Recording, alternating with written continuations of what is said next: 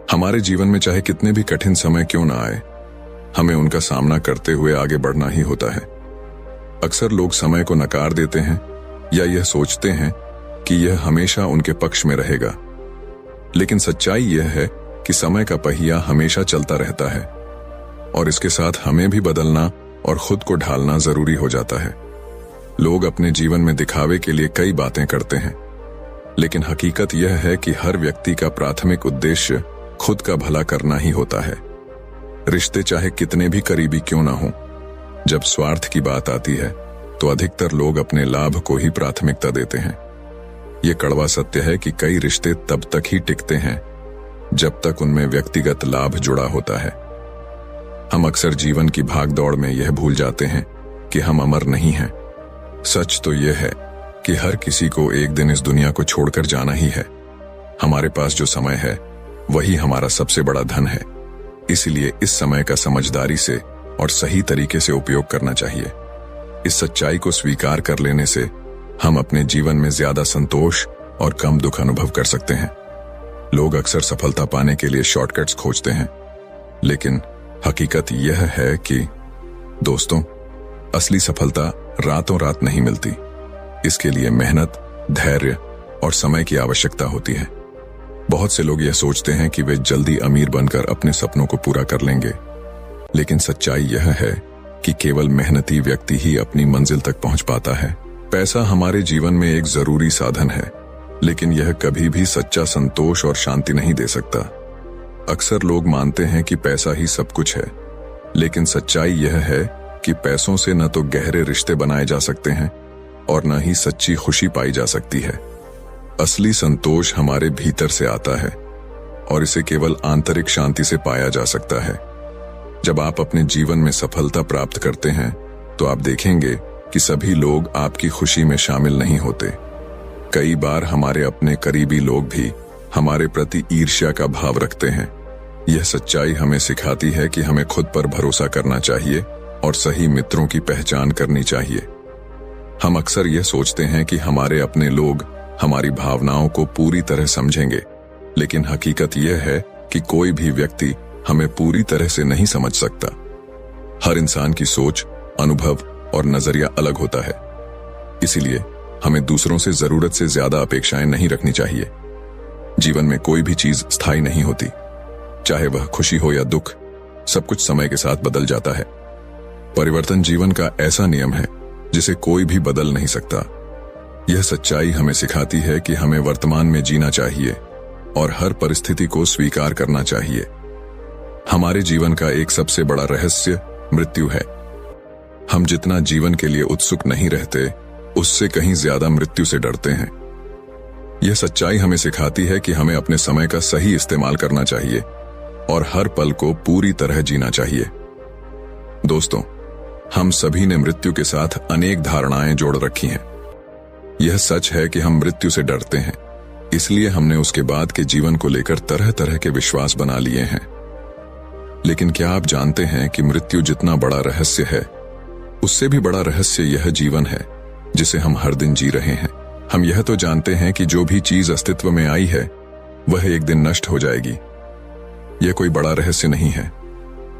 असली सवाल यह है कि वह चीज अस्तित्व में आई ही क्यों, वह उत्पन्न क्यों हुई।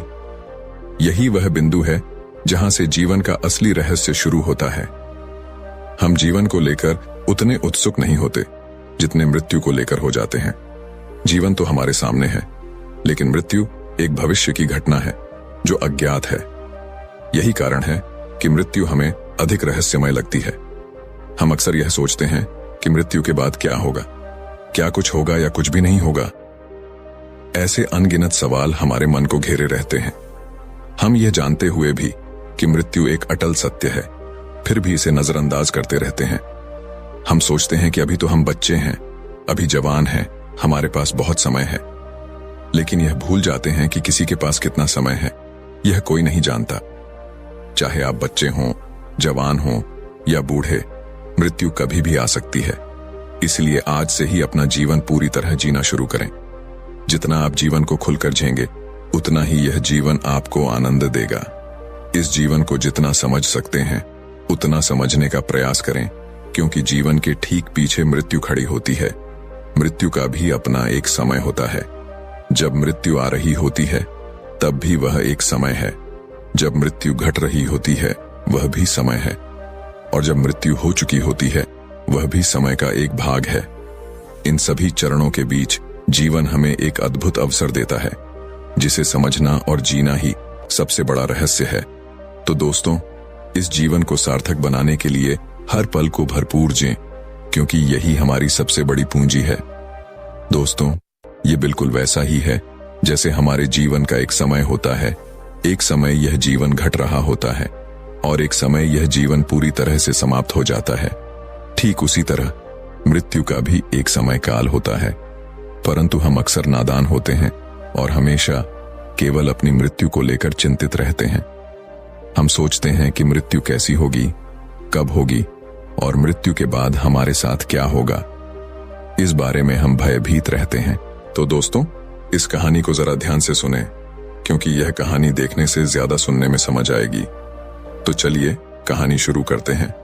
बहुत समय पहले की बात है। एक नगर में एक गुरु रहते थे, जिनके पास एक शिष्य था। वह शिष्य हमेशा पड़ोस के नगर में भिक्षा मांगने जाया करता था। एक दिन भिक्षा मांगकर वह नगर से वापस लौट रहा था और रास्ते में उसे एक पेड़ पर एक बहुत ही सुंदर चिड़िया दिखाई दी। वह चिड़िया इतनी मनमोहक थी, उसकी आवाज इतनी मधुर थी कि वह वहीं खड़ा हो गया और उसे देखता रहा। तभी अचानक एक जहरीले सांप ने उस चिड़िया को अपना शिकार बना लिया और उसे अपना निवाला बना लिया। यह दृश्य देखकर वह शिष्य बहुत दुखी हुआ। उसकी आंखों से आंसू बहने लगे, क्योंकि वह चिड़िया के लिए कुछ भी नहीं कर सका। उसने बस अपना शोक व्यक्त किया और वहां से आगे बढ़ने लगा। जब वह दुखी होकर अपने मार्ग पर आगे बढ़ रहा था, तो उसने कुछ ही दूर पर देखा कि एक माँ अपने बच्चों की मृत्यु पर रो रही थी। वह माँ बहुत पीड़ित थी, उसकी रोटी रोटी हो चुकी थी। लेकिन जब माँ ने उसे देखा और अपने बच्चों की ओर इशारा किया, तो उसका चेहरा ऐसा लग रहा था मानो वह अभी उठकर बोल पड़ेगा। लेकिन वह अब चुप हो चुका था। अब वह बोल नहीं सकता था और माँ भी उसे बचाने के लिए कुछ नहीं कर सकती थी। यह बात बिल्कुल सच है कि हम इस जीवन को जीते हैं और यही जीवन धीरे धीरे समाप्त हो जाता है। हम सभी जानते हैं कि मृत्यु का कोई निश्चित समय नहीं होता और हम इसे केवल उम्र के साथ जोड़कर नहीं देख सकते, बल्कि मृत्यु हमारे कर्मों से जुड़ी होती है। यही कारण है कि कुछ लोग छोटी सी उम्र में ही मृत्यु को प्राप्त हो जाते हैं और कुछ लोग लंबी उम्र जीते हुए मृत्यु का सामना करते हैं। जब गुरु ने अपने शिष्य को समझाया कि यह जीवन और मृत्यु का खेल कर्मों से जुड़ा हुआ है, तो शिष्य को यह बात समझने में थोड़ी देर लगी। गुरु ने उसे लकड़ी का उदाहरण देते हुए यह बताया कि जैसे लकड़ी एक निश्चित समय में जलकर खत्म हो जाती है, वैसे ही हमारा जीवन भी एक दिन समाप्त हो जाएगा। गुरु ने कहा, देखो भंते, यह जो लकड़ी है यह हमारे जीवन की तरह है। जैसे ही हम इस जीवन को जीते हैं, हमारी उम्र घटती जाती है और जैसे ही यह लकड़ी जलकर खत्म होती है, हमारा जीवन भी समाप्त हो जाएगा। लेकिन हम क्या कर सकते हैं? हमें अपनी यात्रा को अच्छे कर्मों के साथ तय करना चाहिए। शिष्य समझ गया कि जीवन का वास्तविक उद्देश्य सिर्फ मृत्यु से डरना नहीं है, बल्कि हमें अपने कर्मों पर ध्यान देना चाहिए। वह यह भी जानने लगा कि मृत्यु किसी के लिए दुर्घटना नहीं होती, बल्कि यह उस व्यक्ति के कर्मों का परिणाम होती है। कुछ लोग जीवन में बहुत कष्टों को झेलते हैं और फिर बुढ़ापे में शांति से मरते हैं, तो कुछ लोग छोटी सी उम्र में ही मृत्यु को प्राप्त हो जाते हैं। गुरु ने यह भी बताया कि जीवन का अंत निश्चित है, लेकिन हम इसे किस प्रकार जीते हैं, यही महत्वपूर्ण है। हमें अपने कर्मों को सही दिशा में करना चाहिए, ताकि हम अपनी यात्रा को एक सार्थक रूप में समाप्त कर सकें। इस ज्ञान से शिष्य के मन में शांति आई। वह अब यह समझ चुका था कि मृत्यु केवल एक घटना नहीं है, बल्कि यह हमारे कर्मों का परिणाम है। गुरु ने अपने शिष्य को समझाते हुए कहा, भंते, कुछ लोग इस जीवन की शुरुआत करते ही मृत्यु को प्राप्त हो जाते हैं और कुछ लोग लंबा जीवन जीते हुए अपने कर्मों के प्रभाव को कम करते हुए अपने अच्छे कर्मों को बढ़ाते चलते हैं। ऐसे लोग अपने जीवन में समझ का विकास करते हैं और अपनी चेतना को निखारने की प्रक्रिया में रहते हैं। उनके द्वारा किए गए अच्छे कर्म उन्हें अच्छे परिणामों की ओर मार्गदर्शन करते हैं। गुरु ने एक उदाहरण देते हुए कहा, जैसे सोने को शुद्ध करने के लिए उसे आग में ताना जाता है, ठीक वैसे ही हमारी चेतना को भी जीवन में दुख और दर्द के अनुभवों से शुद्ध किया जाता है।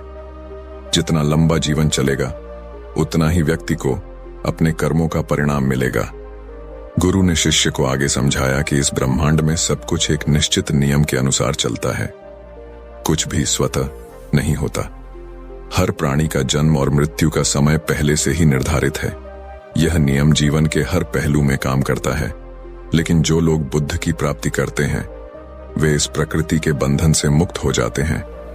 वे जानते हैं कि यह जीवन और मृत्यु सिर्फ एक यात्रा है जो आत्मा के अनुभव का हिस्सा है। याद रखना भंते, गुरु ने कहा, जो लोग बुद्ध को प्राप्त कर लेते हैं वे इस संसार के बंधन से मुक्त हो जाते हैं। उनका कर्म और परिणाम उनके हाथ में होता है, क्योंकि उन्होंने अपने भीतर की चेतना को पूरी तरह से समझ लिया है। यही वह समय होता है जब व्यक्ति कर्म के बंधनों से परे हो जाता है और जीवन की सच्चाई को समझता है। शिष्य अब समझने लगा था कि जीवन में दुख और सुख दोनों ही एक प्रक्रिया के हिस्से हैं। उन सभी अनुभवों से गुजरकर ही व्यक्ति अपनी चेतना को जागरूक कर सकता है, और यही वह मार्ग है जिस पर चलकर वह जीवन की सच्चाई को समझ सकता है और अंततः मृत्यु से पार पा सकता है। गुरु ने आगे कहा, जो लोग इस ज्ञान को प्राप्त करते हैं वे दुखों से मुक्त हो जाते हैं, क्योंकि वे जान लेते हैं कि दुख भी एक मार्ग है जो आत्मा को निखारता है। इस ज्ञान से शिष्य को शांति और समझ का एहसास हुआ। अब वह जान चुका था कि जीवन और मृत्यु केवल शारीरिक घटना नहीं है, बल्कि ये दोनों एक गहरी प्रक्रिया का हिस्सा है जिनका उद्देश्य आत्मा का शुद्धिकरण और चेतना का उन्नयन है। गुरु ने शिष्य से कहा, भंते, यह प्रकृति हमेशा हमारे कर्मों के अनुसार हमें मार्गदर्शन देती है। जैसे रोटियों को गूंथने के लिए पानी मिलाना जरूरी होता है, वैसे ही हमारे जीवन में भी कष्ट और संघर्ष का होना आवश्यक है, ताकि हम अपने अच्छे और बुरे कर्मों को समझ सकें। हमारे कर्मों के आधार पर हमें कठिनाइयों का सामना करना पड़ता है, और यही कठिनाइयां हमें हमारे सच्चे रूप में ढालती हैं। शिष्य ने आश्चर्यचकित होकर गुरु से पूछा, लेकिन गुरुवर, अगर हमें दुख और दर्द से गुजरना ही है तो क्या मृत्यु भी इसी प्रक्रिया का हिस्सा है? क्या हम केवल इस कारण मरते हैं ताकि हम अपना सही रूप पा सकें? गुरु मुस्कुराए और अपने शिष्य से कहा, भंते, यह सवाल बहुत महत्वपूर्ण है। जैसा तुम समझ रहे हो यही सही है। हमारे जीवन में दुख और कष्ट केवल हमारे कर्मों का परिणाम होते हैं, और जब हमारी चेतना शुद्ध हो जाती है तो हम मृत्यु की ओर बढ़ते हैं ताकि हम जीवन के उच्चतम रूप को प्राप्त कर सकें। गुरु ने अपने शिष्य को समझाया, जैसे आटा बिना पानी के नहीं गूंधा जा सकता, वैसे ही हमारी चेतना बिना कर्मों के नहीं निखर सकती, और जैसे रोटियां तवे पर डालने के बाद पकती हैं, वैसे ही हम समय आने पर मृत्यु के तवे पर डालकर अपने अंतिम रूप में ढलते हैं। यह सब कुछ हमारे कर्मों की प्रक्रिया है। शिष्य अब समझ चुका था कि जीवन और मृत्यु एक प्राकृतिक क्रम का हिस्सा है। मृत्यु केवल एक अंत नहीं, बल्कि जीवन के उद्देश्य का पूरा होने का संकेत है।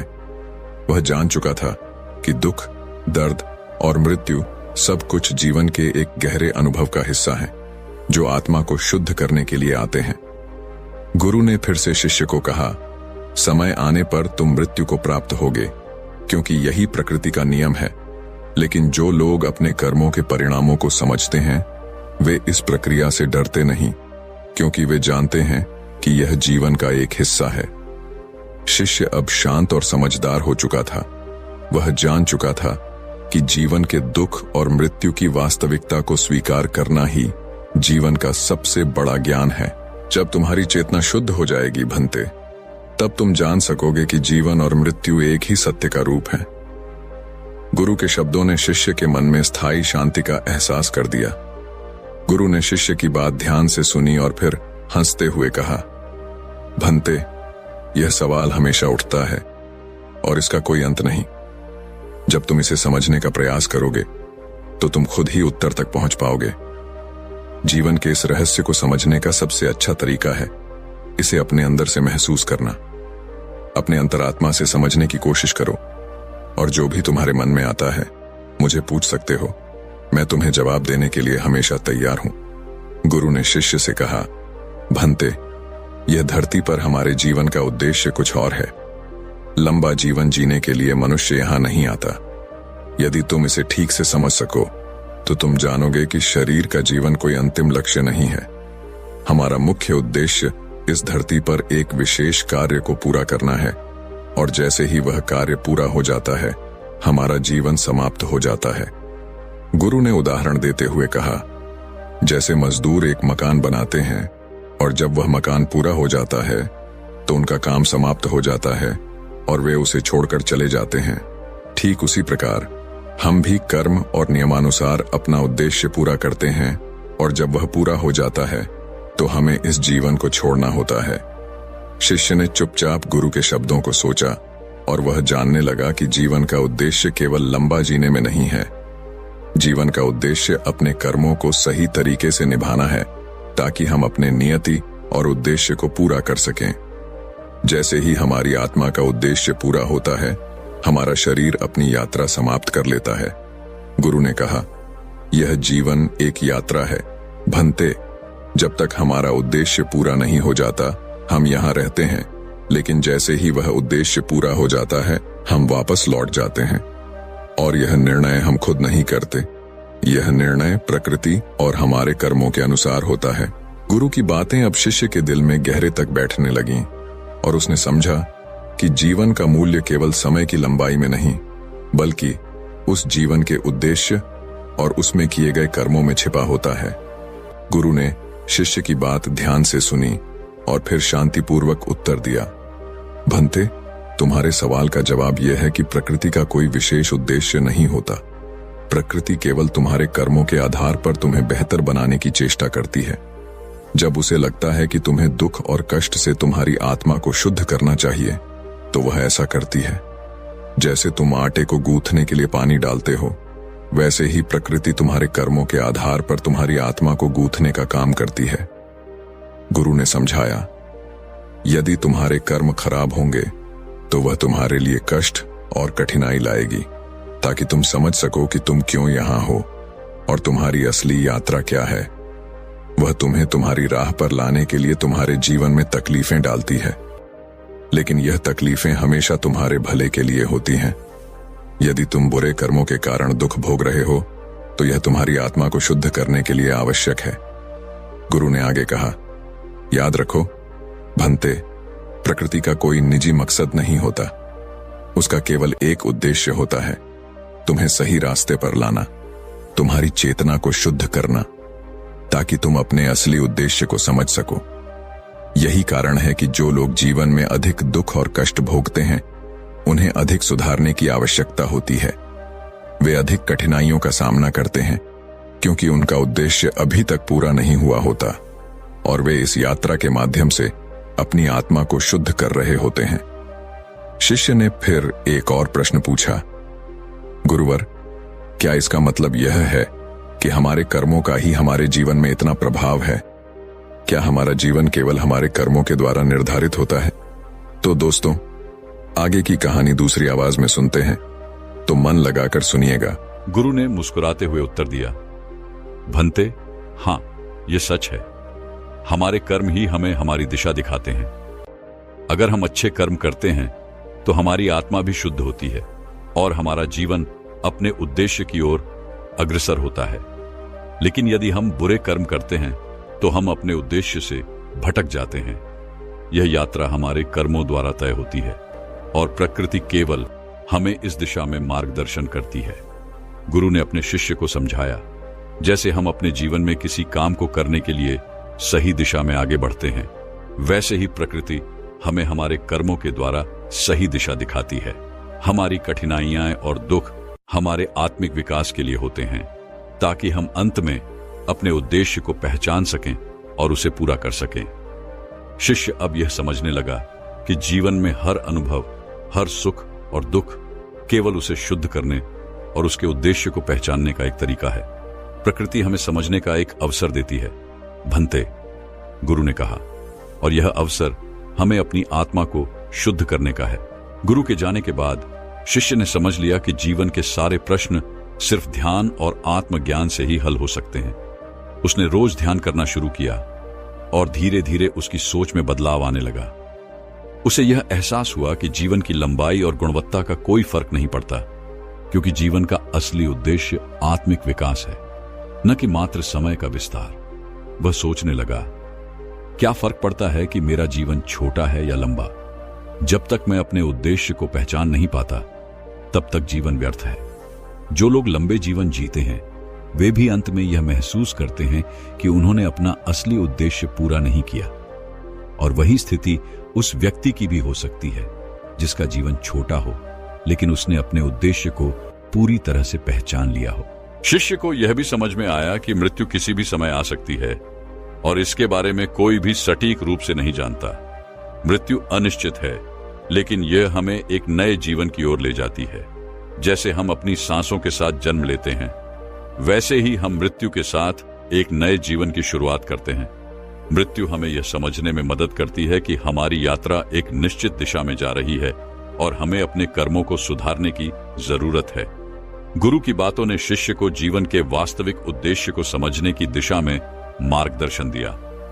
अब वह जानता था कि जीवन की लंबाई और मृत्यु का समय हमारे हाथ में नहीं है, लेकिन जो महत्वपूर्ण है वह है उस यात्रा के दौरान किए गए कर्म और आत्मा का शुद्धिकरण। वह अब खुद से और अपने भीतर की शांति से जुड़ा हुआ महसूस करता था। उसकी आंखें खोल चुकी थीं और उसने समझ लिया था कि केवल समय का विस्तार ही जीवन का उद्देश्य नहीं हो सकता। जो व्यक्ति आत्मज्ञान प्राप्त करता है, वह अपनी यात्रा को पूरा करने के बाद शांति से इस संसार को छोड़ सकता है, चाहे उसकी उम्र कितनी भी छोटी क्यों ना हो। जीवन को जीने का असली तरीका यही है कि आप अपने उद्देश्य को पहचानें, अपने कर्मों को सुधारें और अंतिम समय में संतुष्ट रहें। वह मन ही मन सोचता रहा। यह समझने के बाद शिष्य ने अपने जीवन को एक नए दृष्टिकोण से देखना शुरू किया। अब उसे समय और मृत्यु के बारे में डर नहीं था, क्योंकि वह जानता था कि जब आत्मा का उद्देश्य पूरा हो जाता है तो मृत्यु केवल एक नए प्रारंभ का संकेत है। वह व्यक्ति बुद्ध के पास बैठा और सोचा, यहां सब लोग केवल दुनियादारी के सवालों में उलझे हुए हैं, इनका क्या फायदा? उसे लगा कि बुद्ध को इन छोटी छोटी समस्याओं से बाहर निकलकर कुछ और अधिक ऊंची बात करनी चाहिए, जैसे भगवत भजन या धार्मिक उपदेश। लेकिन फिर भी वह वहां बैठा और ध्यान से बुद्ध की बातें सुनने लगा। कुछ समय बाद जब बुद्ध ने अपने शिष्य से सवालों का समाधान किया और शांति से हर व्यक्ति को संतुष्ट किया, तब वह व्यक्ति बुद्ध के पास पहुंचा और बोला, भगवान, आप इन साधारण लोगों के सवालों का इतना धैर्य से उत्तर दे रहे हैं, क्या यही जीवन का असली उद्देश्य है? क्या इनकी दुखों का समाधान इतना आसान है? बुद्ध ने उसे शांत भाव से देखा और बोले, आप सही हैं मेरे भाई, लेकिन जीवन में जितने भी सवाल हैं, उनका समाधान हर व्यक्ति को खुद ही तलाशना होता है। हर व्यक्ति के भीतर ही समाधान छुपा होता है, लेकिन वह उसे पहचानने के लिए अपने भीतर की शांति को समझता नहीं है। दुख, सवाल और उलझने जीवन का हिस्सा हैं, लेकिन अगर हम खुद को जाने तो इन समस्याओं का हल भी सरल हो जाता है। वह व्यक्ति आश्चर्यचकित होकर सोचने लगा। बुद्ध का दृष्टिकोण उसकी सोच से बहुत अलग था। उसे महसूस हुआ कि जीवन का उद्देश्य सिर्फ बाहरी सवालों का समाधान नहीं है, बल्कि आत्मज्ञान और आंतरिक शांति की प्राप्ति है। बुद्ध ने फिर उसे समझाया, मनुष्य का असली धर्म अपने भीतर की चेतना को जागृत करना है। जीवन में जो भी कष्ट और समस्याएं आती हैं, वे हमें हमारी गलतियों और भ्रमों का एहसास दिलाती हैं, ताकि हम उनसे सीखें और अपने जीवन को सही दिशा में बदल सकें। यह सुनकर वह व्यक्ति पूरी तरह से प्रभावित हुआ और उसने बुद्ध से निवेदन किया, भगवान, अब मुझे जीवन के असली उद्देश्य का एहसास हुआ है। मुझे इन छोटी छोटी चीजों को समझने और अपनी आत्मा को शुद्ध करने की आवश्यकता है। बुद्ध ने उसे आशीर्वाद दिया और कहा, यही सच्चा ज्ञान है। अपने मन की गहराइयों में उतरकर खुद को जानो और समझो। जब तुम आत्मज्ञान को प्राप्त करोगे, तब तुम न केवल अपनी समस्याओं का समाधान पाओगे, बल्कि जीवन का उद्देश्य भी तुम्हारे सामने स्पष्ट हो जाएगा। वह व्यक्ति अब पूरी तरह से बदल चुका था। उसने बुद्ध के शब्दों को आत्मसात कर लिया था और समझ चुका था कि जीवन का असली उद्देश्य बाहरी सवालों का उत्तर नहीं, बल्कि आंतरिक शांति और आत्मज्ञान में है। बुद्ध ने युवक की बात सुनी और फिर मुस्कुराकर कहा, तुमने सही देखा। इसी तरह से जीवन में लगातार प्रयास करने से बदलाव आता है। शुरू में तुमको लगेगा कि तुम्हारा प्रयास व्यर्थ है, कि तुम अपनी स्थिति को नहीं बदल पा रहे हो, लेकिन समय के साथ जैसे टोकरी के छेद छोटे होते गए और गंदगी मिटने लगी, वैसे ही तुम्हारे जीवन में भी छोटे छोटे सुधार होने लगेंगे। युवक ने फिर पूछा, महाराज, परंतु मुझे अभी भी लगता है कि मैं अपने गृहस्थ जीवन में वैसा सदाचरण नहीं कर पा रहा हूं जैसा आपके प्रवचन सुनकर सोचता हूं। क्या यह कभी संभव होगा? बुद्ध ने उसकी चिंता को समझते हुए कहा, युवक, तुम्हारा जीवन तुम्हारे कर्मों से बनता है। जो तुम अब कर रहे हो वह तुम्हारे अंतर्मन का संकेत है कि तुम सही दिशा की ओर बढ़ रहे हो। जैसे टोकरी में जल भरने का निरंतर प्रयास, ठीक वैसे ही तुम्हारे सदाचरण के प्रयास भी तुम्हारे जीवन को शुद्ध करेंगे। तुम्हें धैर्य रखना होगा और हर दिन थोड़ा थोड़ा सुधार करना होगा। बुद्ध ने युवक को समझाया, यह जीवन एक लंबा सफर है और हर सफर में कठिनाइयां आती हैं, लेकिन जब तक तुम सही मार्ग पर चलने की कोशिश करते रहोगे, तुम्हारे भीतर बदलाव आएगा। तुम्हें यह समझना होगा कि एक दिन में पूरी टोकरी नहीं भर सकती, लेकिन लगातार प्रयास से छेद जरूर भर सकते हैं। युवक की आंखों में अब नई आशा थी। उसने बुद्ध की बातों को अपने जीवन में लागू करने का संकल्प लिया। वह जान गया था कि साधारण बदलावों के माध्यम से ही जीवन में बड़ा परिवर्तन आता है। अब उसने यह समझ लिया था कि प्रवचन सुनना और सीखना महत्वपूर्ण है, लेकिन उन उपदेशों को अपने जीवन में उतारने के लिए निरंतर प्रयास और धैर्य की आवश्यकता है। बुद्ध ने कहा, युवक, तुम्हारा आचरण वही बनता है जो तुम रोज करते हो। जीवन का असली सदाचार तुम्हारे छोटे छोटे अच्छे कर्मों में निहित है। जब तुम अपनी गलतियों से सीखते हो और उन्हें सुधारते हो, तो वह तुम्हारा सबसे बड़ा धर्म होता है। युवक ने सिर झुकाकर बुद्ध के चरणों में प्रणाम किया और अपने घर लौट आया। अब उसका जीवन बदलाव की ओर बढ़ चुका था, क्योंकि वह जान गया था कि सही मार्ग पर चलने के लिए सिर्फ एक प्रयास नहीं, बल्कि निरंतर मेहनत और समर्पण की आवश्यकता होती है। ज्ञान का वास्तविक महत्व तब होता है जब उसे सही कार्य में लगाया जाता है। महात्मा बुद्ध ने हमें यह सिखाया कि सदाचरण और आत्म सुधार केवल शब्दों तक सीमित नहीं होते, बल्कि हमारे निरंतर प्रयासों से ही हमारा जीवन बदलता है।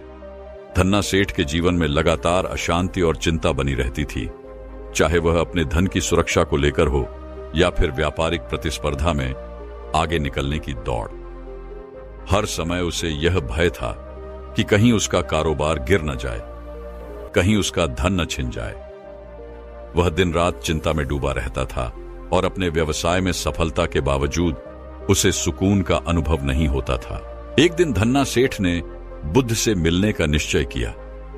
वह बुद्ध के पास पहुंचे और अपनी चिंता का कारण बताया। महाराज, मेरे पास सभी प्रकार का धन है, मेरा व्यापार सफल है, लेकिन मेरे मन में शांति नहीं है। मुझे हर पल यह चिंता रहती है कि कहीं मेरा धन न घट जाए, कहीं मैं दूसरों से पिछड़ न जाऊं। बुद्ध ने शांति से उनकी बात सुनी और फिर उन्हें समझाया, धन्ना सेठ, तुम्हारे पास जितना धन है उतना ही सुखी रहने का अभ्यास करो। तुमने जो कमाया है उसका आनंद लो, लेकिन अगर तुम अपने जीवन में शांति और संतोष की तलाश कर रहे हो तो तुम्हें यह समझना होगा कि धन और संपत्ति कभी भी स्थायी नहीं होते। जो है वही सही है और जो नहीं है वह भी ठीक है। बुद्ध ने आगे कहा, धन का आकर्षण जितना बढ़ता है उतनी ही चिंता और तनाव की संभावना भी बढ़ती है। तुम्हारा ध्यान केवल अपनी संपत्ति पर केंद्रित ना हो, बल्कि अपने भीतर की शांति पर भी ध्यान दो। ध्यान और साधना से तुम अपने मन को नियंत्रित कर सकते हो और स्थायी संतोष प्राप्त कर सकते हो। धन्ना सेठ ने बुद्ध की बातें गहरे मन से सुनी और उनका पालन करने का संकल्प लिया। उन्होंने समझा कि जीवन में संतोष और शांति का मुख्य स्रोत भीतर ही है, न कि बाहरी चीजों में। फिर उसने अपने व्यापार के अलावा अपनी मानसिक शांति की ओर भी ध्यान देना शुरू किया। हर दिन वह थोड़ा समय ध्यान और साधना में बिताने लगा और धीरे धीरे उसे अपनी चिंताओं से मुक्ति मिलने लगी। बुद्ध के उपदेशों के बाद धन्ना सेठ ने अपने जीवन को एक नई दिशा दी। अब वह अपने संपत्ति और व्यापार की चिंता छोड़कर हर दिन शांति और संतोष की तलाश में जीने लगा।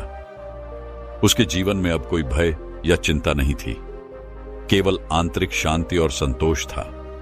धन और संपत्ति का महत्व है, लेकिन उन्हें ही अपना उद्देश्य और सुख का स्रोत नहीं बनाना चाहिए। असली सुख और शांति भीतर से मिलती है। बुद्ध ने यह सिखाया कि मन की शांति, संतोष और ध्यान से जीवन में स्थायी खुशियां प्राप्त की जा सकती हैं, जो किसी बाहरी वस्तु से नहीं मिलती। एक बार की बात है जब आम्रपाली, जो वैशाली के एक प्रसिद्ध नृत्यांगना और लिच्छवी राजघराने की सदस्य थी, अपने जीवन के एक मोड़ पर थी। उसकी सुंदरता और नृत्य कला ने पूरे राज्य को मंत्रमुग्ध कर दिया था। अजात शत्रु, जो लिच्छवी राजकुमार था, आम्रपाली के प्रेमी था और उसकी मोहकता में बिंबसार, अजात शत्रु के पिता भी रहस्य रूप से आकर्षित थे। एक दिन बुद्ध के प्रवचन सुनने के बाद आम्रपाली ने अपने जीवन के उद्देश्य पर गहरा विचार किया। वह जानती थी कि उसकी खूबसूरती और नृत्य कला ही उसकी पहचान थी, लेकिन वह चाहती थी कि उसका जीवन इस समय के पार एक गहरी आत्मा से जुड़ा हो। बुद्ध के सिखाए गए आत्मनिरीक्षण के बाद उसने महसूस किया कि उसका उद्देश्य केवल भौतिक रूप से आकर्षित करना नहीं था, बल्कि उसे अपने जीवन को सत्य, अहिंसा और शांति के मार्ग पर चलाना था। बुद्ध ने आम्रपाली से कहा, जो बाहर से सुंदर है वह समय के साथ समाप्त हो जाता है, लेकिन जो भीतर से सुंदर है वह हमेशा के लिए अमर रहता है। तुम्हें अपने जीवन को ऐसे जीना चाहिए कि तुम न केवल स्वयं को बल्कि दूसरों को भी शांति और संतोष का अनुभव करवा सको। आम्रपाली ने बुद्ध के उपदेशों को अपने जीवन में अपनाया और नृत्य में भी एक गहरी भावना और सच्चाई का समावेश किया। उसने अपनी कला को एक माध्यम के रूप में उपयोग किया, जिससे वह दूसरों को भी जीवन के असली मूल्य और सत्य की ओर मार्गदर्शन दे सके। कुछ समय बाद आम्रपाली ने अपना जीवन एक साधु की तरह जीने का निर्णय लिया और उसने बुद्ध के उपदेशों को फैलाने के लिए नृत्य कला का उपयोग किया। उसका जीवन अब केवल भव्यता और सुंदरता से नहीं, बल्कि गहरी आत्मा से जुड़े एक उद्देश्य से प्रेरित था। आम्रपाली का जीवन इस बात का प्रतीक है कि बाहरी आकर्षण और सुंदरता समय के साथ समाप्त हो सकते हैं, लेकिन भीतर की सुंदरता, सच्चाई और करुणा अनंत होती है। बुद्ध के उपदेशों ने उसे यह सिखाया कि आत्मा का ज्ञान और शांति ही जीवन का असली उद्देश्य है। महात्मा बुद्ध अपने शिष्यों के साथ वैशाली नगरी में पहुंचे।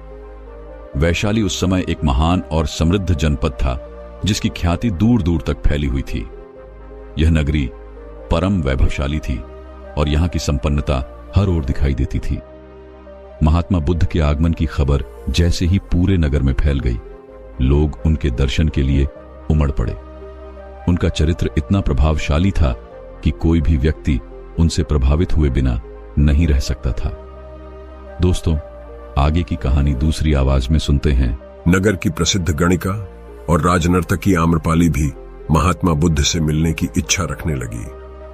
वह स्वयं महात्मा बुद्ध के पास आई और उन्हें अपने घर भोजन के लिए आमंत्रित किया। उसने इतनी विनम्रता और प्रेम भाव से बुद्ध से विनती की कि बुद्ध मना नहीं कर सके। जब उनके शिष्यों को यह पता चला कि महात्मा बुद्ध ने एक गणिका का आमंत्रण स्वीकार किया है, तो उन्होंने इसका विरोध किया। बुद्ध ने बड़े सरलता से अपने शिष्यों से कहा, मैंने तो उसकी प्रेम भावना देखी और जिस पवित्रता से उसने मुझे आमंत्रित किया वह मेरे लिए स्वीकार्य है। वह आज मुझसे मिलने एक गणिका बनकर नहीं, बल्कि एक भक्त बनकर आई है। महात्मा बुद्ध ने समय पर आम्रपाली के घर भोजन के लिए जाने का निश्चय किया। आम्रपाली ने पहले से भोजन की सारी व्यवस्था कर ली थी और भगवान बुद्ध के आने की प्रतीक्षा कर रही थी। मन में यह विचार भी आ रहा था कि कहीं बुद्ध अपनी बात से मुकर ना जाएं। इतने बड़े सन्यासी को भला कोई वेश्या के घर भोजन के लिए क्यों बुलाएगा? लेकिन जैसे ही आम्रपाली ने बुद्ध को अपने घर आते देखा, उसकी खुशी का कोई ठिकाना नहीं रहा। वह दौड़कर दरवाजे तक गई और बुद्ध का स्वागत किया। उसने स्वयं अपने हाथों से भोजन परोसा और उन्हें आदरपूर्वक आवभगत की। महात्मा बुद्ध के शिष्यों को यह देखकर अचंभा हुआ कि एक वेश्या, जिसके चरणों में सम्राट बिंबसार से लेकर अजात शत्रु तक थे, उसे भगवान बुद्ध जैसे महान सन्यासी के लिए ऐसे आदरपूर्वक व्यवहार करते देख उनका सम्मान और भी बढ़ गया। आम्रपाली ने महात्मा बुद्ध के व्यक्तित्व के बारे में जो सुना था वह उनसे मिलने के बाद और अधिक प्रभावशाली लगा। उसकी आंतरिक शांति और गहराई से प्रभावित होकर वह उसी समय बुद्ध की शरण में चली गई। उसने अपनी सारी संपत्ति बौद्ध मठ के नाम कर दी और आजीवन भिक्षुणी बन गई। महात्मा बुद्ध के जीवन से हमें यह शिक्षा मिलती है कि किसी के बाहरी रूप, जाति या स्थिति से हमें किसी को भी छोटा या बड़ा नहीं समझना चाहिए। जो व्यक्ति सच्चे प्रेम और श्रद्धा के साथ किसी से मिलता है वह शुद्ध और महान होता है। आम्रपाली का जीवन भी इस परिवर्तन का प्रतीक है कि अगर किसी का दिल शुद्ध है तो वह आत्मिक शांति और सत्य के मार्ग पर चल सकता है। एक बार गौतम बुद्ध अपने शिष्यों के साथ एक शहर में प्रवास कर रहे थे। जब वे नगर के बाहर घूमने निकले तो वहां के लोगों ने बिना किसी कारण के उन्हें बहुत बुरा भला कहा। इस अपमान से गौतम बुद्ध के शिष्य बहुत क्रोधित हो गए। उनका दिल भर आया और वे दुखी हो गए। वे तुरंत वहां से प्रस्थान करने का विचार करने लगे। शिष्य जब बुद्ध के पास वापस लौटे तो उनके चेहरों पर क्रोध और असंतोष साफ दिखाई दे रहा था। बुद्ध ने देखा और उनसे पूछा, क्या हुआ? आप सभी इतने तनाव में क्यों दिख रहे हैं? एक शिष्य ने कहा, हम यहां से तुरंत प्रस्थान करना चाहिए। जब हम शहर में घूमने गए तो यहां के लोगों ने हमें बहुत बुरा कहा। हमें जहां सम्मान न मिले वहां हमें एक पल भी नहीं रहना चाहिए। ये लोग केवल दुर्व्यवहार ही करते हैं और कुछ नहीं जानते। गौतम बुद्ध मुस्कुराकर बोले, क्या आप हर जगह के व्यवहार की अपेक्षा करते हैं? दूसरे शिष्य ने उत्तर दिया, यहां तो अच्छे लोग होंगे ही। गौतम बुद्ध ने उत्तर दिया, अगर हम सिर्फ इस वजह से किसी स्थान को छोड़ देते हैं कि वहां लोग दुर्व्यवहार करते हैं तो यह गलत होगा। हम संत हैं, हमें ऐसा करना चाहिए कि जिस स्थान पर भी जाएं, वहां के लोगों को अपनी अच्छाइयों से सुधारने तक वहां से न जाएं। अगर हम कहीं जाएं तो वहां के लोगों से कुछ अच्छा करके ही लौटे। वे लोग कब तक बुरा व्यवहार करेंगे? अंत में वे बदल ही जाएंगे। गौतम बुद्ध ने कहा, असल में संतों का कार्य ही ऐसे लोगों को सुधारना है। असली चुनौती तब होती है जब हम विपरीत परिस्थितियों में भी खुद को साबित कर सकें। गौतम बुद्ध की यह बातें सुनकर शिष्य आनंद ने एक प्रश्न पूछा, उत्तम व्यक्ति किसे कहते हैं? बुद्ध मुस्कुराए और कहा, जैसे युद्ध में एक विशाल हाथी चारों तरफ से आ रहे बाणों को सहते हुए भी आगे बढ़ता जाता है, वैसे ही उत्तम व्यक्ति भी दूसरों के अपशब्दों को सहते हुए अपना कार्य करता रहता है। जो खुद को वश में रखता है वही सच्चा उत्तम व्यक्ति है। शिष्यों ने बुद्ध की बातों को ध्यान से सुना और समझा। उन्होंने अपने निर्णय पर पुनः विचार किया और वहां से जाने का इरादा त्याग दिया। कुछ समय बाद अभय राजकुमार ने बुद्ध से एक प्रश्न पूछा, क्या आप कभी कठोर शब्दों का प्रयोग करते हैं? उसने सोच रखा था कि अगर बुद्ध नकारात्मक उत्तर देंगे तो वह बताएगा कि एक बार उन्होंने देवदत्त को नरक जाने की बात कही थी, लेकिन अगर वे हां कहते हैं तो वह यह पूछेगा कि जब आप खुद कठोर शब्दों का प्रयोग करने से खुद को नहीं रोक पाते तो दूसरों को ऐसा उपदेश कैसे दे सकते हैं? गौतम बुद्ध ने अभय के प्रश्न का उत्तर बिना सीधे हां या नहीं में दिए। उन्होंने पूछा, राजकुमार, अगर यह बालक जो तुम्हारी गोदी में है अनजाने में कांटे का टुकड़ा अपने मुंह में डाल ले तो तुम क्या करोगे? अभय राजकुमार ने उत्तर दिया, मैं उसे निकालने का प्रयास करूंगा। अगर वह आसानी से नहीं निकलता तो मैं उसका सिर पकड़कर उंगली से उसे निकालने की कोशिश करूंगा। अगर खून भी निकला तो भी मैं कोशिश करूंगा कि वह कांटे का टुकड़ा बाहर निकल जाए। बुद्ध मुस्कुराए और बोले, यह ठीक है, तुम उस समय कांटे को निकालने के लिए अपने हाथों को प्रयोग करते हो क्योंकि तुम्हारा हृदय उस बालक के प्रति करुणा से भरा हुआ है। इसी तरह जब हम किसी व्यक्ति को सुधारने की कोशिश करते हैं तो यह हमारी करुणा का परिणाम होता है। अगर हमें कठिन शब्दों का उपयोग भी करना पड़े तो भी यह हमारी गहरी करुणा और उद्दीपन के लिए होता है। इस प्रकार बुद्ध ने यह स्पष्ट किया कि यदि कोई व्यक्ति अपनी बातों या व्यवहार से दूसरों को सुधारने का प्रयास करता है तो वह करुणा और उपदेश का साधन होता है। गौतम बुद्ध ने राजकुमार अभय से कहा, तथागत वह वचन कभी नहीं बोलते जो मिथ्या या अनर्थकारी हो। और जो दूसरों के हृदय को ठेस पहुंचाते हों, ऐसे वचनों से वे दूर रहते हैं। केवल वही वचन बोलते हैं जो सत्य और हितकारी होते हैं, जो दूसरों को प्रिय और आनंदित करते हैं। इसका कारण यह है कि तथागत के मन में सभी प्राणियों के प्रति अनुकंपा होती है। बुद्ध की यह शिक्षा शिष्यों के मन में गहरी बैठ गई और उन्होंने इसे अपने जीवन में उतारने का संकल्प लिया। एक दिन जब गौतम बुद्ध वैशाली के बाहर धम्म प्रचार के लिए जा रहे थे, उन्होंने रास्ते में देखा कि कुछ सैनिक एक लड़की का पीछा कर रहे थे। वह लड़की भयभीत और हड़बड़ी में दौड़ रही थी। उसके कदमों में थकावट और प्यास के कारण वह एक कुएं के पास जाकर खड़ी हो गई। गौतम बुद्ध ने उस लड़की को अपने पास बुलाया और कहा, पुत्री, तुम कुएं से पानी निकालो, पहले खुद पियो और फिर मुझे भी पिलाओ। इतने में सैनिक भी वहां पहुंच गए। बुद्ध ने हाथ के संकेत से सैनिकों को रुकने को कहा। सैनिकों की बातों के बावजूद वह लड़की थोड़ा झिझकते हुए बोली, महाराज, मैं एक अछूत कन्या हूं। अगर मैं इस कुएं से पानी निकालूंगी तो जल दूषित हो जाएगा। गौतम बुद्ध ने उसे समझाया, पुत्री, मेरी बहुत प्यास लगी है, पहले तुम पानी पिलाओ, बाद में हम इस बारे में और बात करेंगे।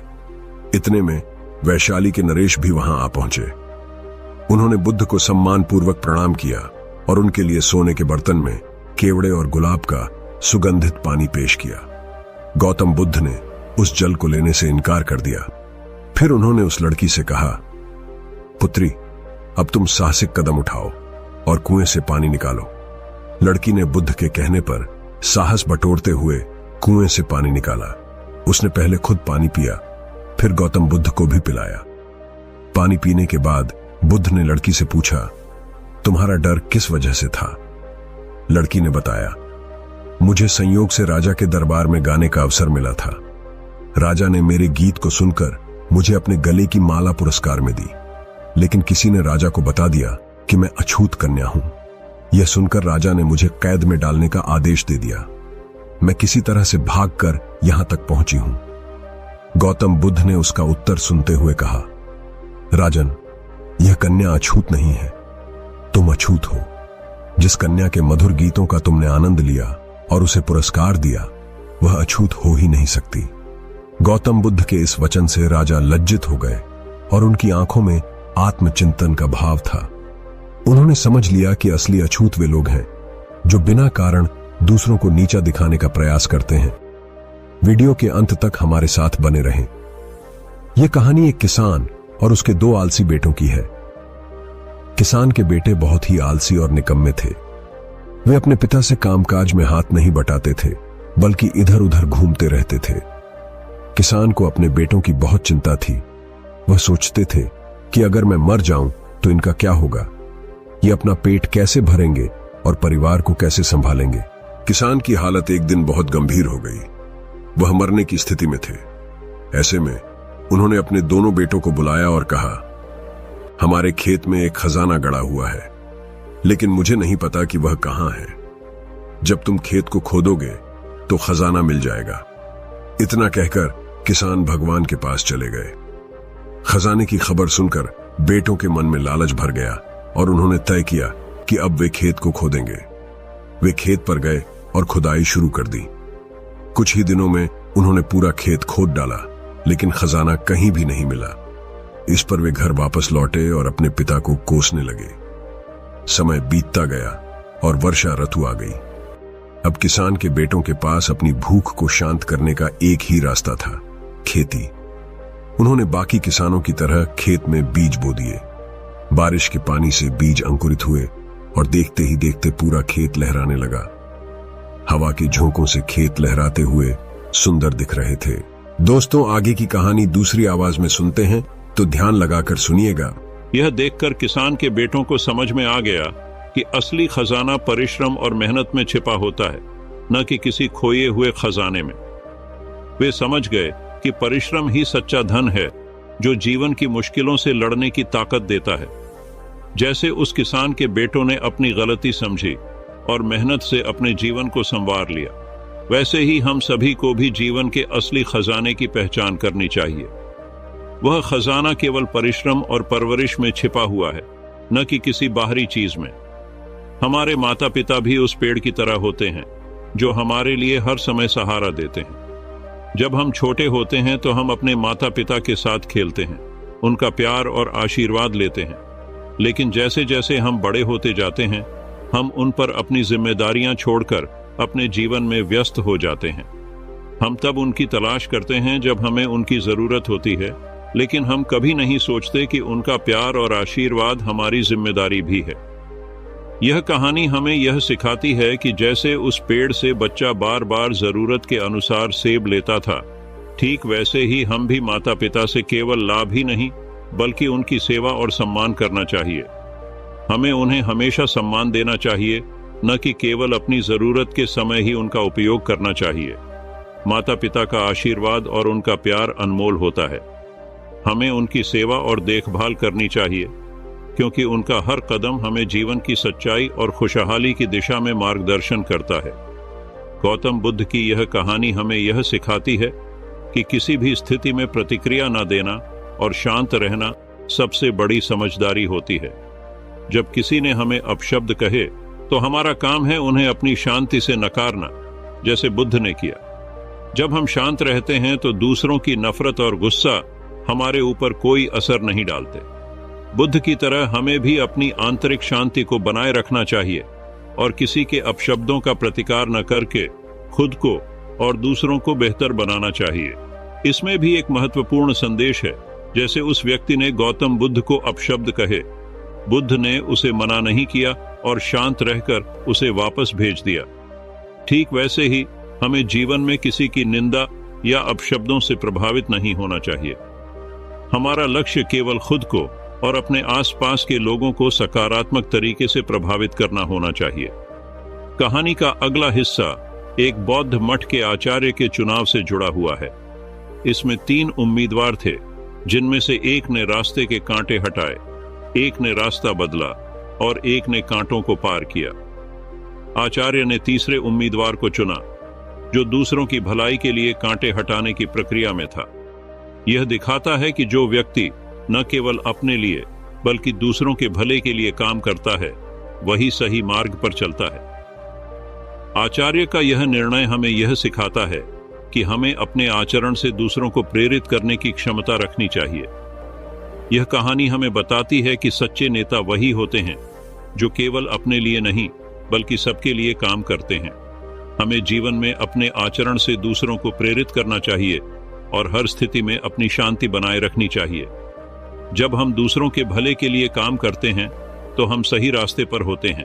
इस भाग में हम देखेंगे कि सच्चा नेतृत्व निजी हितों के बजाय सामूहिक हितों को प्राथमिकता देता है और गुरु का स्नेह और ज्ञान कैसे किसी की जिंदगी बदल सकता है। गुरु और शिष्य की यह कहानी हमें यह सिखाती है कि जब किसी व्यक्ति का लक्ष्य दूसरों की भलाई के लिए होता है तो वह स्वयं भी दूसरों के भले के लिए बलिदान देने के लिए तैयार होता है।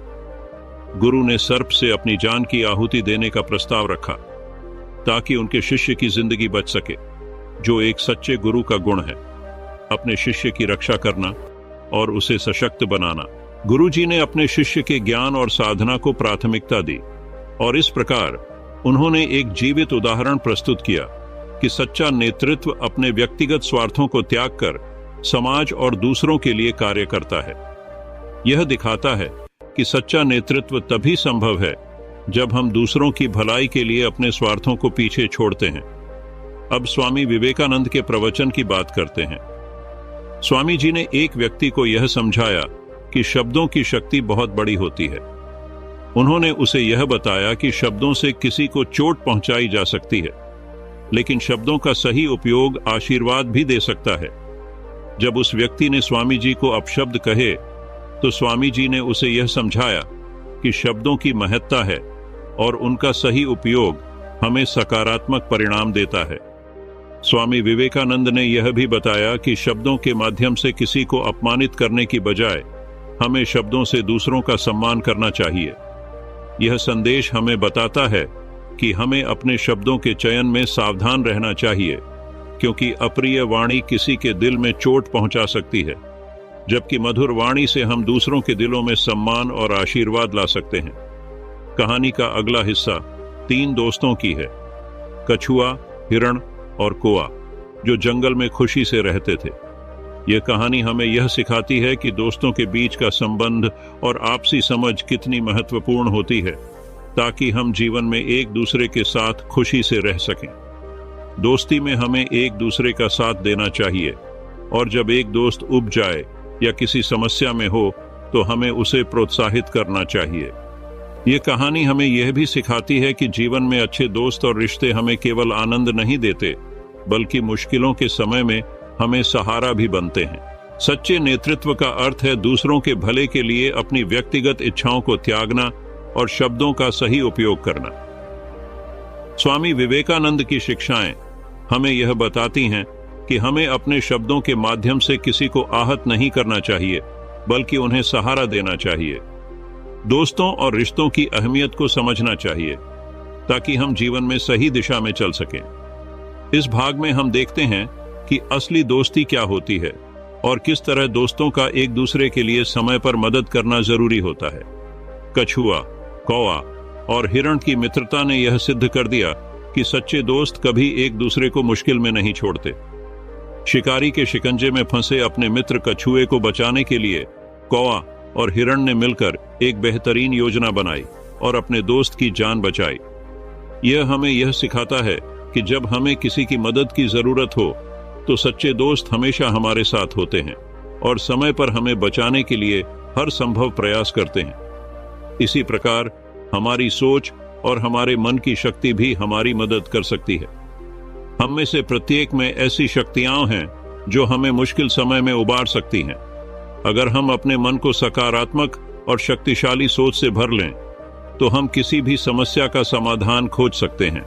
जैसा कि भगवान ने हमें अपने जैसा स्वरूप और शक्तियां दी हैं, हमें उनका सही उपयोग करके अपनी पूरी क्षमता को पहचानना चाहिए। कहानी में जैसे कौआ और हिरण ने अपने दोस्त को बचाने के लिए काम किया, वैसे ही हमें अपने आसपास के लोगों के साथ दोस्ती और सहयोग में विश्वास रखना चाहिए। अगर हम अपनी शक्तियों का सही दिशा में इस्तेमाल करें तो हम किसी भी मुश्किल का सामना कर सकते हैं और अपनी दुनिया को बेहतर बना सकते हैं। सच्ची दोस्ती में एक दूसरे की मदद करना और कठिन समय में साथ खड़ा होना चाहिए। हमें अपनी मानसिक शक्ति को पहचानना चाहिए और इसका सही दिशा में उपयोग करना चाहिए। असली दोस्त वही होते हैं जो हर परिस्थिति में हमारे साथ होते हैं और हमें मुश्किलों से बाहर निकालने की कोशिश करते हैं। मन की शक्तियां अत्यधिक शक्तिशाली होती हैं, लेकिन हम अक्सर इनका सही तरीके से उपयोग नहीं कर पाते हैं। इसका मुख्य कारण है हमारा मन, जो हमेशा विचारों और भावनाओं से घिरा रहता है। हम जिस तरह से बाहरी दुनिया के साथ जुड़े होते हैं, ठीक उसी तरह हमारा मन भी अनगिनत विचारों, इच्छाओं और भय से घिरा रहता है। ये विचार हमारी ऊर्जा को खींचते हैं और हमें हमारे अंदर की शक्तियों का सही इस्तेमाल करने से रोकते हैं। हमारे मन का स्वभाव ऐसा है कि वह कभी भी शांत नहीं बैठ सकता। एक विचार से दूसरा विचार, फिर तीसरे से चौथे तक का दौड़ता रहता है और इस भागम भाग में हमारी शक्तियां बिखर जाती हैं। यह चंचलता हमें हमारे उद्देश्य और इच्छाओं से दूर कर देती है और हमें किसी एक चीज पर ध्यान केंद्रित करना मुश्किल हो जाता है। यही कारण है कि हम अपनी इच्छाओं को जल्दी पूरा नहीं कर पाते, क्योंकि हम मन की चंचलता से जूझ रहे होते हैं।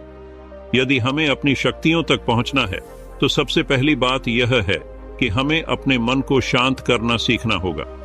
एकाग्रता के बिना हम अपने लक्ष्यों को प्राप्त नहीं कर सकते। मन की ऊर्जा का सही उपयोग करने के लिए हमें उस पर काबू पाना होगा, क्योंकि जब तक हम अपने मन को नियंत्रण में नहीं लाते, तब तक हम अपनी इच्छाओं और सपनों को वास्तविकता में बदलने में असमर्थ होते हैं। मन के नियंत्रण में रहने से हम अपनी इच्छाओं को स्पष्ट रूप से पहचान सकते हैं और उन पर ध्यान केंद्रित कर सकते हैं। हमें समझना होगा कि अगर हम अपने मन को बार बार किसी एक दिशा में ध्यानित करें तो ब्रह्मांड भी हमारी इच्छाओं को पहचानने लगेगा और हमें उन तक पहुंचने का मार्ग मिलेगा।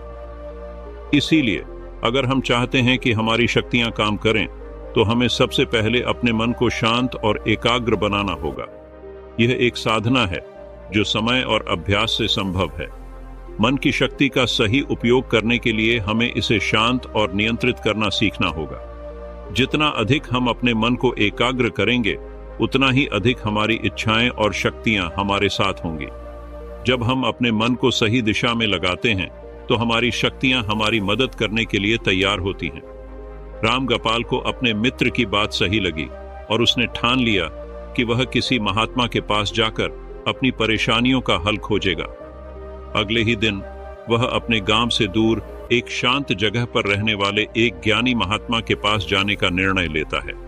महात्मा के पास पहुंचने पर रामगोपाल ने अपना दुख महात्मा के सामने खोलकर रख दिया। उसने कहा, महात्मा जी, मेरी जीवन में केवल समस्याएं ही समस्याएं हैं। मैं जो भी करता हूं वह विफल हो जाता है। मुझे लगता है जैसे हर तरफ से निराशा ही निराशा है।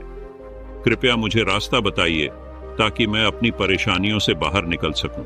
महात्मा ने ध्यान से रामगोपाल की बातें सुनी और फिर शांत स्वर में बोले, देखो रामगोपाल, जीवन में सुख और दुख दोनों आते हैं।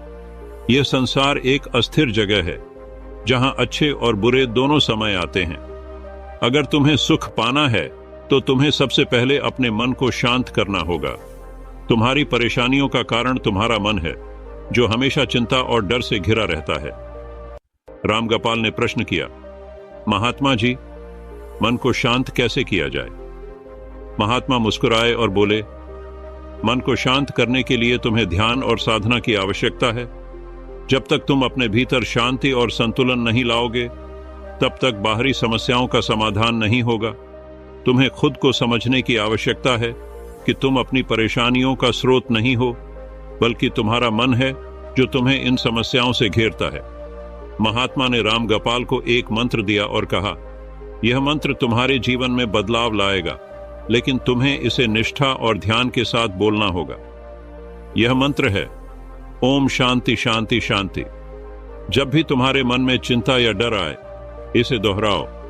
यह तुम्हारे भीतर शांति और संतुलन लाएगा। रामगोपाल ने महात्मा की बातों को गंभीरता से सुना और विश्वास के साथ उस मंत्र का जाप शुरू किया। पहले तो उसे यह कठिन लगा, लेकिन धीरे धीरे उसने महसूस किया कि उसका मन शांति की ओर अग्रसर हो रहा है। उसका मन अब पहले जैसा बेचैन नहीं था। वह हर दिन उस मंत्र का जाप करता और अपने भीतर की शांति को महसूस करता। कुछ ही समय में उसके जीवन में चमत्कारी बदलाव आने लगे। उसकी समस्याएं वैसे की वैसी थीं, लेकिन अब वह उन समस्याओं से घबराता नहीं था। उसने अपनी परेशानियों को शांतिपूर्वक निपटाना शुरू किया और सफलता की ओर बढ़ने लगा। हमारे जीवन में समस्याएं हमेशा रहेंगी, लेकिन अगर हम अपने मन को शांत रखें तो हम उन्हें आसानी से संभाल सकते हैं। ध्यान और साधना से हम अपनी चिंताओं और परेशानियों को दूर कर सकते हैं। महात्मा की दी गई सलाह और मंत्र ने रामगोपाल की जिंदगी को बदल दिया। रामगोपाल अब तक कई महात्माओं और संतों के पास गया था, लेकिन उसे कोई वास्तविक समाधान नहीं मिला। हर बार उसे दान और दक्षिणा देकर अपने जीवन में और भी अधिक परेशानियां उठानी पड़ी। वह अब सोचने लगा कि क्या हर महात्मा से यही कुछ होगा? क्या उसके जीवन में कभी सुख और शांति आएगा? एक दिन जब वह निराश होकर घर लौट रहा था, तभी एक व्यक्ति ने उसे सलाह दी, तुमने बहुत से महात्माओं और संतों के पास जाकर उपाय किए हैं, लेकिन क्या तुमने कभी किसी अच्छे पंडित के पास जाकर हवन या यज्ञ कराया है? एक अच्छे पंडित के साथ हवन या मंत्र जाप से जीवन में बहुत बदलाव आ सकता है। हो सकता है कि इस बार तुम्हारी समस्या का समाधान मिल जाए। रामगोपाल को यह सलाह समझ में आई और उसने सोचा कि वह इसे एक बार आजमाएगा। उसने एक प्रसिद्ध पंडित को बुलवाया और अपने घर में हवन और मंत्र जाप करवाने का निर्णय लिया। पंडित ने उसे कुछ खास नियम बताए जो उसे सही तरीके से पालन करने थे। पंडित ने यह भी कहा कि सही निष्ठा और श्रद्धा से यह हवन और जाप करने पर उसके जीवन में सकारात्मक बदलाव होंगे। रामगोपाल ने पंडित के बताए गए सभी नियमों का पालन करते हुए हवन और मंत्र जाप शुरू किया। पहले तो उसे यह थोड़ा अजीब सा लगा, लेकिन वह पूरी श्रद्धा और विश्वास के साथ इन उपायों को करता रहा। दिन बीतते गए और धीरे धीरे रामगोपाल को महसूस होने लगा कि उसकी चिंताएं कम होने लगी हैं, उसका मन शांत होने लगा है और उसकी मानसिक स्थिति में सुधार हो रहा था। कुछ समय बाद रामगोपाल के जीवन में सकारात्मक बदलाव दिखने लगे। उसकी आर्थिक स्थिति भी सुधरने लगी और वह खुद को पहले से ज्यादा खुश और संतुष्ट महसूस करने लगा। अब उसने समझा कि जो कुछ भी उसे महात्माओं या पंडितों से मिला था वह एक वास्तविक और आंतरिक शांति की दिशा में पहला कदम था। रामगोपाल ने अपनी समस्याओं को बाहरी दुनिया से नहीं बल्कि खुद से और अपने भीतर की आंतरिक शक्ति से हल किया था। उसका विश्वास और संतुलन अब उसे सही रास्ते पर ले आया था। वह अब समझ चुका था कि असली सुख बाहरी कारणों से नहीं बल्कि हमारे भीतर की शांति और संतुलन से आता है। सभी समस्याओं का समाधान केवल बाहरी उपायों से नहीं होता। असली समाधान हमारे भीतर छिपी हुई शक्ति से आता है, जिसे हम अपनी आंतरिक शांति और संतुलन से पा सकते हैं। हमें विश्वास और निष्ठा के साथ सही रास्ता अपनाना चाहिए और फिर जीवन में सुख और शांति की प्राप्ति होती है। रामगोपाल की स्थिति बेहद खराब हो चुकी थी। उसके जीवन में कोई स्थिरता नहीं थी और वह लगातार परेशानियों से घिरा हुआ था। उसने हर उपाय आजमाया था, लेकिन कुछ भी उसे राहत नहीं दे पाया था। महात्माओं से लेकर हवन यज्ञ तक उसने हर संभव प्रयास किया था, लेकिन समस्याएं जस की तस बनी हुई थीं। अब उसे अपने जीवन में कोई बदलाव नहीं दिख रहा था और उसकी मानसिक स्थिति लगातार बिगड़ती जा रही थी। उसकी चिंता और घबराहट ने उसे शारीरिक रूप से भी कमजोर कर दिया था।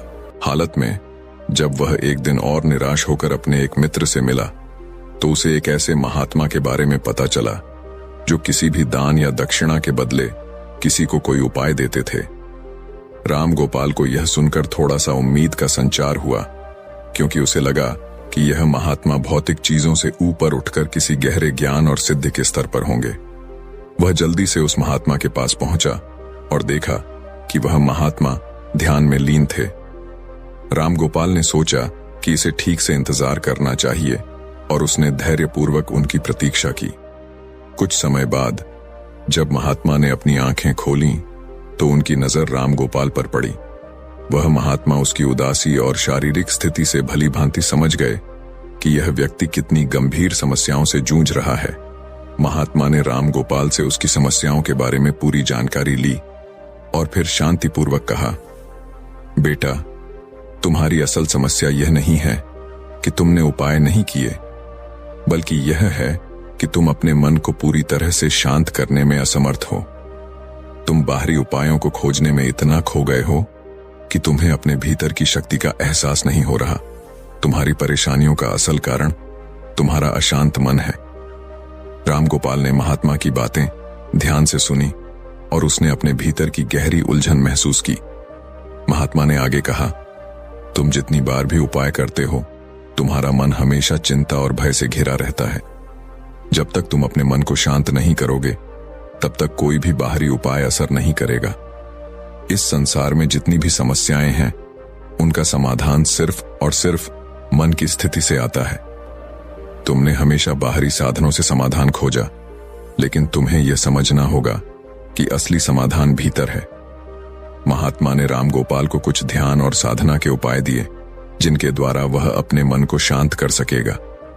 उन्होंने कहा, तुम्हें हर दिन कुछ समय शांति से बैठकर ध्यान करना होगा और जितना हो सके अपने मन को इन विचारों से मुक्त रखना होगा। शुरुआत में यह कठिन होगा, लेकिन धीरे धीरे तुम्हारा मन शांत होगा और तुम्हारे भीतर की शक्तियां जागृत होंगी। जब तुम अपने भीतर की शांति को महसूस करोगे तो तुम्हारा जीवन अपने आप बदलने लगेगा। रामगोपाल ने महात्मा की बातों को अपने दिल में उतार लिया और निष्ठा से उन उपायों पर ध्यान केंद्रित किया। उसने शुरू किया और धीरे धीरे उसके जीवन में सुधार आने लगा। उसकी मानसिक स्थिति में शांति और संतुलन आने लगा और धीरे धीरे उसकी बाहरी समस्याएं भी हल होने लगीं। सच्चे समाधान का रास्ता हमेशा भीतर ही छिपा होता है। बाहरी उपायों की खोज करते हुए हम अपने मन को अनदेखा कर देते हैं, जबकि असली शांति और समाधान हमें हमारे भीतर की शक्ति से ही मिलता है। सही ध्यान, साधना और मानसिक संतुलन से हम अपने जीवन में वास्तविक बदलाव ला सकते हैं। महात्मा ने रामगोपाल की समस्याओं को भली भांति समझा और महसूस किया कि यह व्यक्ति सचमुच बहुत परेशान है। फिर महात्मा ने कहा, बेटा, जीवन की परेशानियों को दूर करने के लिए मंत्र आसानी से नहीं मिलते। उन्हें हासिल करने के लिए तुम्हें कुछ कठिनाई उठानी होगी। यह सुनकर राम गोपाल थोड़ा आश्चर्यचकित हुआ, क्योंकि वह पहले ही कई महात्माओं के पास जा चुका था और हर बार उसे कोई न कोई दान या दक्षिणा देने के बाद ही उपाय दिए गए थे। वह सोचने लगा कि क्या यह महात्मा भी वही करने वाले हैं, लेकिन अब उसके पास और कोई विकल्प नहीं था। इसलिए उसने महात्मा से कहा, हे महात्मा, आप जो भी दान या दक्षिणा चाहते हैं मैं देने के लिए तैयार हूं। बस आपका मंत्र सच्चा और प्रभावी होना चाहिए, मुझे उससे अच्छा परिणाम चाहिए। महात्मा मुस्कुराए और बोले, दान दक्षिणा तो छोटी बात है, मैं तुमसे इन साधारण चीजों की मांग नहीं करूंगा। इस पर रामगोपाल थोड़ी देर सोच में पड़ गया और फिर कहने लगा, मैं कुछ भी करने को तैयार हूं, बस आप मुझे आदेश दीजिए। महात्मा ने फिर से मुस्कुराते हुए कहा, तुमसे जो काम करवाना चाहता हूं वह थोड़ा कठिन है। रामगोपाल ने गंभीरता से पूछा, क्या काम होगा गुरुवर? महात्मा ने धीरे से कहा, ध्यान से सुनो। जब तुम घर लौटो तो अपने मन में बार बार यह सोचते रहना, मैं खुश हूं, मैं खुश हूं, मैं खुश हूं।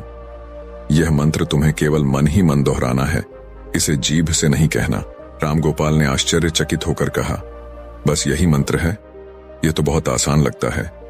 महात्मा ने उसे समझाते हुए कहा, इस मंत्र का प्रभाव तब तक नहीं आएगा जब तक तुम इसका पूरी निष्ठा से पालन नहीं करते। तुमने कई महात्माओं के मंत्रों का जाप किया है, तो इस मंत्र को भी आजमा लो। रामगोपाल ने अपने दिल में यह सोचकर राहत महसूस की कि अब उसे दान देने की आवश्यकता नहीं पड़ेगी और यह मंत्र शायद उसका जीवन बदल दे। उसने महात्मा को प्रणाम किया और कहा, ठीक है महाराज, मैं इस मंत्र को मन ही मन दोहराऊंगा और इसको पूरी तरह से करूंगा। महात्मा ने जाते जाते उसे एक चेतावनी दी, लेकिन बेटा ध्यान रखना, जब तुम यह मंत्र मन में दोहराओ तो एक भी बार बंदर का विचार नहीं आना चाहिए, तभी यह मंत्र पूरी तरह से सफल होगा।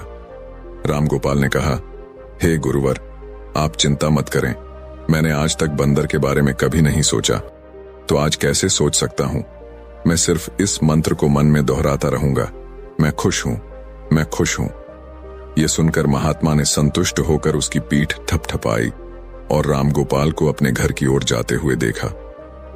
रामगोपाल अब पूरी निष्ठा से महात्मा के बताए गए मंत्र को मन ही मन दोहराते हुए चलने लगा।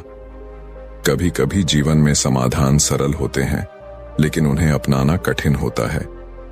मानसिक शांति और खुशी को प्राप्त करने के लिए हमें अपने मन पर काबू पाना होता है। अगर हम अपनी समस्याओं को दूर करने के लिए सही दिशा में सोचते हैं और मन को शांत रखते हैं, तो हमें जीवन में सफलता और शांति मिल सकती है। रामगोपाल जब महात्मा के बताए गए मंत्र को मन ही मन दोहराते हुए घर की ओर जा रहा था, तो उसकी मानसिक स्थिति में एक अजीब बदलाव आया। अचानक जैसे ही उसे किसी बात पर ध्यान केंद्रित किया, उसके मन में एक बंदर का विचार आ गया। वह सोचने लगा, यह क्या हो रहा है? अब तक तो कभी मेरे मन में बंदर का विचार नहीं आया था, आज यह क्यों आया? रामगोपाल ने इस विचार को पकड़ लिया और अपने मन में बार बार यह सोचने लगा, बंदर का विचार आखिर आया कैसे? इस सोच में वह पूरी तरह से उलझ गया। कुछ देर बाद उसे याद आया कि वह तो महात्मा के मंत्र का जाप कर रहा था, तो उसने फिर से मंत्र को दोहराना शुरू किया। लेकिन अब उसका ध्यान सिर्फ इस बात पर था कि मन में बंदर का विचार न आए। वह इस विचार से लड़ने की कोशिश करने लगा और अपनी पूरी शक्ति से उस विचार को दूर करने की कोशिश करता रहा। लेकिन जैसे ही वह कुछ कदम और चला, अचानक उसके सामने एक बंदर आ खड़ा हुआ। रामगोपाल का मन फिर से बंदर के बारे में सोचने लगा। अब वह यह समझने लगा कि हर जगह बंदर ही बंदर दिखाई दे रहे थे। उसका ध्यान अब सिर्फ इस पर था कि वह इस बंदर के विचार से कैसे निपटे, और उसने यह महसूस किया कि वह अब उस विचार से लड़ने की बजाय उसके साथ उलझ गया था। जब वह घर पहुंचा तो उसने अपनी पत्नी से कहा, हे बंदर, मेरे लिए खाना बनाकर ले आओ। यह कहते हुए उसे अचानक एहसास हुआ कि वह क्या बोल रहा था। वह अपने सिर को पकड़कर दीवार से लगा बैठा और सोचना शुरू किया, हे भगवान, मेरे साथ क्या हो रहा है? अब तक तो उसने कभी अपने मन में बंदर का विचार नहीं पाया था, लेकिन अचानक ऐसा क्या हुआ कि अब हर जगह उसे बंदर ही बंदर दिखाई दे रहे थे। वह पूरी रात करवटें बदलता रहा और इस रहस्य को समझने में लग गया। अगले दिन राम गोपाल परेशान और उलझन में भरा हुआ सीधे महात्मा के पास पहुंचा। वह उनके पैरों में गिर पड़ा और बोला, हे गुरुवर, मुझे समझ नहीं आ रहा कि मेरे साथ क्या हो रहा है। कल से जब से आपने मुझसे कहा कि मन में बंदर का विचार ना आए, तब से मैं चारों ओर बंदर ही बंदर देख रहा हूं। एक बंदर अभी भी आपके पीछे पेड़ पर बैठा है, कुछ खा रहा है। हे महाराज, मेरे साथ क्या हो रहा है? महात्मा हंसी और बोले, बेटा, मन का जाल एक ऐसा जाल है जिसे समझना आसान नहीं है। इसे समझने की बजाय अगर तुम इसे न समझो तो बेहतर होगा। यह बंदर तो हमेशा से ही आसपास थे। जब तुम यहां नहीं आए थे तब भी वे वहीं थे, लेकिन तब तुमने उन्हें देखा नहीं था। तुम तो अपनी परेशानियों में उलझे हुए थे। महात्मा की बातों ने राम गोपाल को चौंका दिया। महात्मा ने फिर कहा, एक बात ध्यान से सुनो, जिस चीज से हम भागते हैं वही हमें पकड़ने के लिए आती है। जब हम किसी विचार या डर से भागते हैं तो वही हमें और मजबूत तरीके से पकड़ता है। राम गोपाल को यह समझ में आ गया कि जब तक हम किसी विचार या समस्या से डरते हैं और उससे भागने की कोशिश करते हैं, तब तक वह विचार हमें और अधिक परेशान करता है। सच्ची शांति तभी मिलती है जब हम अपने डर और विचारों का सामना करते हैं और उन्हें स्वीकार करते हैं, बजाय उनसे भागने के। राम गोपाल ने महात्मा से पूछा, हे गुरुवर, यदि हमें अपने दुखों से मुक्त होना है तो उसे हमारे अंदर कैसे प्रवेश कराया जा सकता है? वह हमारे चित्त और आत्मा में कैसे स्थिर हो सकता है? महात्मा मुस्कुराए और बोले, पहले तो दुखों को हटाने की बात सोचना बंद करो। जितना तुम अपने दुखों के बारे में सोचोगे उतना ही वह तुमसे चिपके रहेंगे। उनका वर्चस्व तुम्हारे जीवन में बना रहेगा। जब तुम उन दुखों को सोचना बंद कर दोगे तब वे अपने आप दूर हो जाएंगे, क्योंकि किसी से मुक्त होने के लिए उसे बार बार सोचना जरूरी नहीं है। जब तुम किसी चीज को जितना सोचते हो वह उतनी ही गहरी बनती है। राम गोपाल को यह बात समझ में आई, लेकिन उसने फिर सवाल किया, तो हम क्या करें? हमें तो अपनी परेशानियों से बाहर आना है, तो क्या हम उन्हें छोड़कर अच्छे या सकारात्मक विचारों के बारे में सोचें? महात्मा ने जवाब दिया, हाँ, तुम्हें सकारात्मक बातों और पहलुओं के बारे में सोचना शुरू करना होगा। जिन चीजों से तुम्हें मुक्त होना है उनके बारे में सोचना छोड़ दो। उदाहरण के लिए, तुम यह मत सोचो कि मेरी यह समस्या ठीक हो जाए तब मैं शांति से जी सकूंगा। यह सोचना तुम्हारी समस्याओं को और बढ़ा देगा। जब तक तुम्हारा मन उस समाधान या सकारात्मकता से नहीं जुड़ता, तुम्हारी परेशानियां बनी रहती हैं। महात्मा ने उदाहरण दिया, तुमने देखा है कि कोई नशा करने वाला व्यक्ति जो नशा छोड़ना चाहता है वह अक्सर यह कहता है, मैं इसे छोड़ना चाहता हूं, लेकिन वह इसे छोड़ नहीं पाता। क्यों? क्योंकि उसका पूरा ध्यान नशे की ओर ही केंद्रित होता है। जब तक वह अपने मन से यह विचार हटाकर सकारात्मकता की ओर नहीं बढ़ेगा, तब तक वह नशे से मुक्त नहीं हो पाएगा। महात्मा की बातें राम गोपाल के दिल में गहरे उतरी।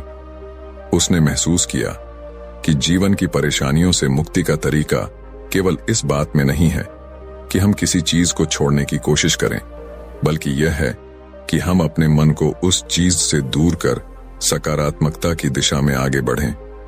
हमारे दुख और परेशानियां हमारे मन में गहरे बैठी होती हैं, और जब हम इन्हें बार बार सोचते रहते हैं तो वही हमारे जीवन का हिस्सा बन जाती है। अगर हमें उनसे मुक्ति चाहिए तो हमें इन्हें सोचने का आदत छोड़ना होगा और इसके बजाय अच्छे और सकारात्मक विचारों पर ध्यान केंद्रित करना होगा। समस्याओं को समाप्त करने के बजाय हमें अपने मन को उनकी उपस्थिति से मुक्त करना होगा, ताकि समाधान स्वाभाविक रूप से सामने आए। महात्मा की बातें राम गोपाल के मन में गहरी गूंजने लगीं। अब वह समझ चुका था कि अगर किसी समस्या से हमें मुक्त होना है तो हमें उसे बार बार सोचना छोड़ना होगा। वही चीज हमें और अधिक खींचती है। इसके विपरीत, अगर हमें किसी लक्ष्य को प्राप्त करना है तो हमें उस लक्ष्य के बारे में लगातार सोचते रहना चाहिए, उस पर ध्यान केंद्रित करना चाहिए। राम गोपाल ने यह निर्णय लिया कि वह अब अपने मन को सकारात्मक दिशा में लगाएगा। उसने सोचा, अगर मुझे खुश रहना है तो मुझे उसी विचार पर अपना ध्यान रखना होगा जो मुझे खुश रखे। अगर मुझे सफलता चाहिए तो मुझे उसी पर विचार करते रहना होगा। एक दिन मेरी मेहनत और सकारात्मक सोच से सफलता मेरे कदमों में होगी। अब राम गोपाल को यह समझ में आ चुका था कि जीवन में जो कुछ भी हम चाहते हैं उसे पाने के लिए हमें अपनी सोच और दृष्टिकोण को उसी दिशा में मोड़ना होगा। यही सच्चा मंत्र है जो हमें जीवन में सफलता की ओर ले जाता है। दोस्तों, अगर आपको यह कहानी प्रेरणादायक लगी हो तो कृपया वीडियो को लाइक करें और इसे अपने दोस्तों के साथ शेयर करें। आपकी सोच और दिशा ही आपको सफलता की ओर ले जाएगी। अपना ख्याल रखें और हम मिलते हैं एक नई वीडियो के साथ, एक नई शिक्षा के साथ।